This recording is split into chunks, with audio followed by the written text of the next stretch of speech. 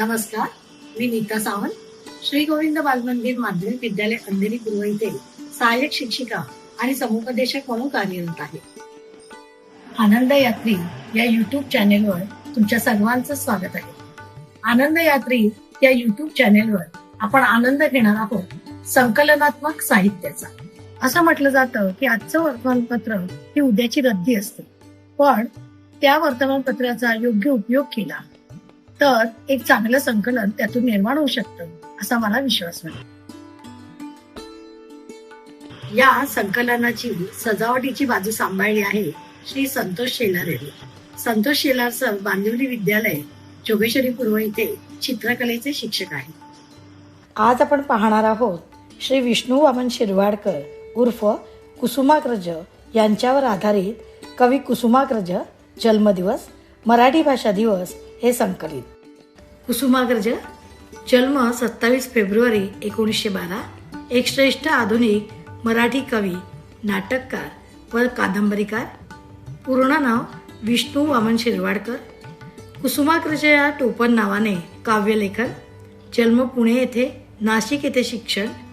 1964 मधील गोव्याच्या महाराष्ट्र साहित्य संमेलनाचे ते अध्यक्ष होते आणि 1987 रोजी ज्ञानपीठ पुरस्कार विशाखा या काव्यसंग्रहासाठी त्यांना प्राप्त झाला होता. 2011 हे विवा शिरवाडकर उर्फ कुसुमाग्रज यांचे जन्मशताब्दी वर्ष. या अनुषंगाने वृत्तपत्रांतून प्रसिद्ध झालेल्या लेखांचे हे संकलन. सदर लेख दैनिक लोकसत्ता, महाराष्ट्र टाइम्स, लोकमत, पुढारी, सकाळ, प्रहार, नवाकाळ, सामना या वृत्तपत्रांमधून संकलित करण्यात आले आहेत. मराठी भाषेला सन्मान मिळवून देण्यासाठी कुसुमाग्रजांनी आयुष्यभर प्रयत्न केले. स्वतःचा वाढदिवस ते कधी साजरा करीत नसत. वाढदिवसाच्या आधी 2 दिवस ते अज्ञातवासात निघून जात, पण 85व्या वाढदिवशी मात्र चाहत्यांनी प्रेमाची भेट त्यांना दिली. कुसुमाग्रजांना आकाश, चांदणे, तारे, तारकांचे वेड होते. त्यामुळे अवकाशातील एका ताऱ्यालाच कुसुमाग्रजांचे नाव दिले. स्वीडनमधील इंटरनॅशनल स्टार रजिस्ट्री मार्फत 27 फेब्रुवारी 1996 रोजी star in the gateway of havens म्हणून ओळखल्या जाणाऱ्या ताऱ्याला कुसुमाग्रजांचे नाव दिले. एवढ्यावरच न थांबता त्यांच्या चाहत्यांनी त्यांचा जन्मदिवस मराठी राजभाषा दिन म्हणून साजरा करण्याचा संकल्प सोडला व तो सिद्धीसही नेला.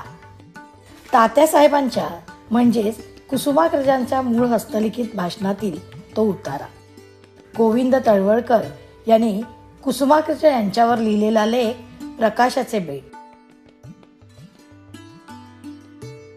सकाळ वृत्तपत्रात प्रासंगिक सदरात न्यायमूर्ती चंद्रशेखर धर्माधिकारी यांनी कुसुमाग्रजांच्या कवितांच्या संदर्भात लिहिलेला लेख कुसुमाग्रजांचा आशावाद.